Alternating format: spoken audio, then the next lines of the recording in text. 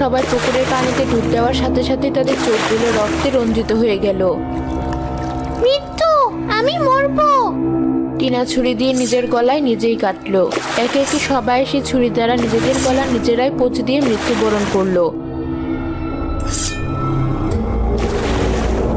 তাদের চারজনের মৃত্যুর খোঁজ কোনোদিন কেউ পেল না। এভাবে কেটে গেল একটি বছর।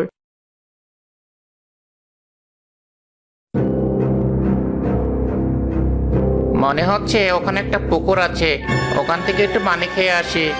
আজ আর কাটবো না, পানি খেয়ে বাড়ি ফিরবো।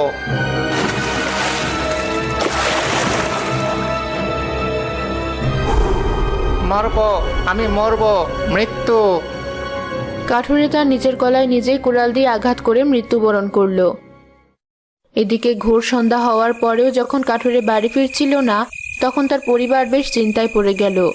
তোদের বাবা তো এখনো বাড়িতে ফিরে এলো না, এত দেরি তো কোনোদিন হয় না। কারোর সাথে কোনো দোকানে বসে গল্প করছে হয়তো। চিন্তা করো না মা। মা, আমি কি একটু সামনে গিয়ে দেখবো বাবা বাড়ি ফিরছে নাকি? কারো যেতে হবে না, ও একাই চলে আসবে। তোরা ঘরে গিয়ে পড়তে বস।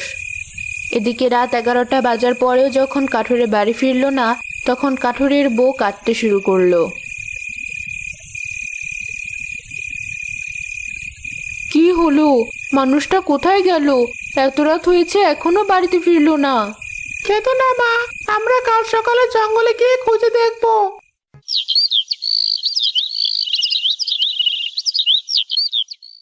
পরের সকালে হাবু নামের এক লোক দৌড়ে কাঠুরের বাড়ি এলো।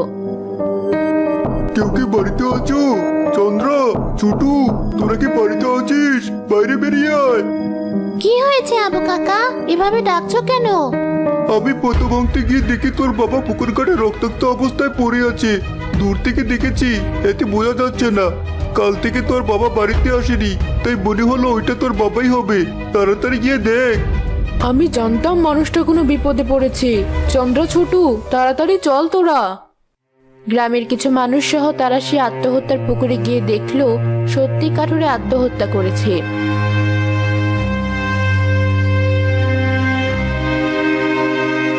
কাঠুরের বউ কাঠুরের আত্মহত্যা মেনে নিতে না পেরে পানিতে লাফ দিল।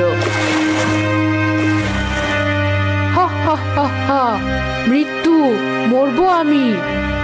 মা, তুমি কি বলছো? উঠে এসো পানি থেকে। ধরো না মা, তোমার মায়ের হাত ধরো না। এটা হলো মৃত্যু পুকুর। এই পুকুরে যে নামে সে আত্মহত্যা করে। কিন্তু কেন? এই পুকুরে কি এমন রহস্য আছে যে কেউ নামলে নিজের জীবন নিজেই দিয়ে দেয়? তা তো আমি সঠিকভাবে বলতে পারবো না বাবা। তবে এই গ্রামের যে সব থেকে বৃদ্ধ চান মিয়া সেই পুকুরের রহস্যটা বলতে পারে। তাকে আমরা কোথায় পাবো? জঙ্গলের ওপারে নদীর ধারে একটা কুড়ে করে চান মিয়া থাকেন, তোমরা সেখানে যেতে পারো।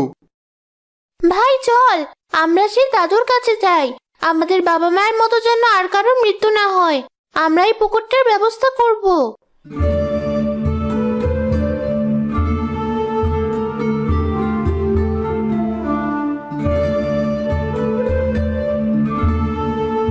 দাদু, তুমি কি আমাদের কথা শুনতে পাচ্ছো? কে কে ডাকছে এত মায়াবী স্বরে আমাকে? আমরা দাদু খুব বড় বিপদে পড়ে তোমার কাছে এসেছি। আমাদের সেই বিপদ থেকে রক্ষা করো। আমি বৃদ্ধ মানুষ, আমি আর কি বিপদ থেকে তোদের রক্ষা করব?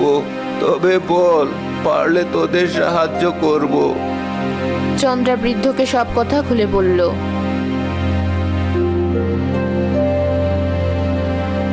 না না, তোরা ফিরে যা। এ ব্যাপারে আমি তোদের সাহায্য করতে পারবো না। কিন্তু দাদু, তুমি তো একটু আগে বললে যে আমাদের তুমি সাহায্য করবে। কথা রাখতে তো আমিও চাই, কিন্তু তোরা ছোট মানুষ, এ কাজ তোরা করতে পারবি না। তোদের প্রাণের ঝুঁকি আছে। গ্রামের মানুষের ভালোর জন্য আমরা যে কোনো ঝুঁকি নিতে রাজি আছি। তুমি বলো কি রহস্য আছে এই পুকুরে? তাহলে শোন, ওই পুকুরের নিচে আছে এক অত্যাচারী রাজার রাজ্য। সে 100-এর উপরে বিয়ে করেছিল, কিন্তু একটা বউ রাখতে পারেনি, কারণ সে বউদের উপরে খুব নির্যাতন করত। আর তারা সেই নির্যাতন সহ্য করতে না পেরে ওই পুকুরে আত্মহত্যা করত। একদিন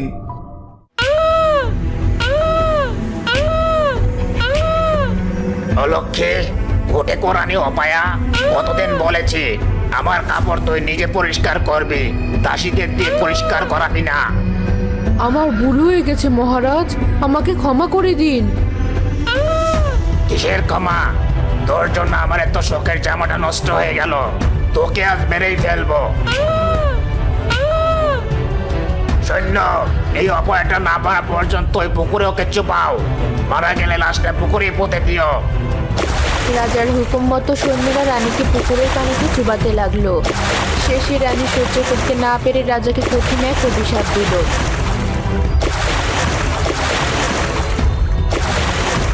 সামান্য ভুলের জন্য আমাকে এত বড় শাস্তি দিচ্ছেন? আপনার এই অহংকার যেন এই পানিতেই মিশে যায়। এই পুকুরে যেন করুণ মৃত্যু হয় আপনার আর তাদের, যারা অত্যাচারী রাজার বিরুদ্ধে লড়তে পারে না। তাদেরও বেঁচে থাকার কোনো অধিকার নেই। শেষ কথাটা বলেই রানীর মৃত্যু হলো। কিছুদিন পরেই রাজ্যের যে ওই পুকুরে যেত সেই আত্মহত্যা করত।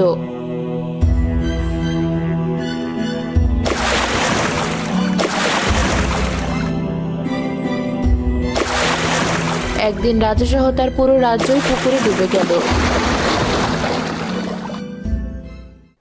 আর সেখান থেকে যে ওই পুকুরে নামে সেই আত্মহত্যা করে। খুবই করুণ কাহিনী, তবে এই অভিশাপটি কাটবে না? কাটবে। পানির নিচে সেই রাজ্যে রয়েছে রাজার মরদেহ। ওই পুকুরটা অভিশাপ মুক্ত করতে চাইলে সেটা পুরাতে হবে। কিন্তু পানিতে ছোঁয়া লাগলে যেখানে মৃত্যু হয়, সেখানে পানির নিচের রাজ্যে যাব কিভাবে? এই নে, এই লাল পাথরটাই তোদের পানির নিচে নিয়ে যাবে। তবে সাবধান, রাজার লাশে আগুন দিয়েই সেখান থেকে চলে আসবি, না হলে ওই আগুনের তাপ তোদের শরীরে লাগলে তোরাও ঝলসে যাবি।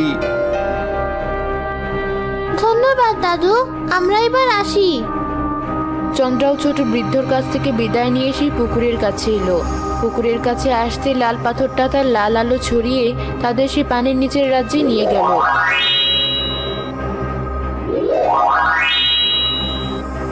ভাই, আমরা চলে এসেছি, চল রাজার লাশটা খুঁজে বের করি। দাদু বলেছিল ডান পাশের ঘরে রাজার লাশটা আছে। তারা গিয়ে ডান পাশের ঘরে গিয়ে দেখলো রাজার লাশটা ওই ঘরেই পড়ে আছে। তারা রাজার লাশে আগুন ধরিয়ে দিয়ে সেখান থেকে বেরিয়ে এলো। আগুন পুরো রাজ্যে ছড়িয়ে পড়ে।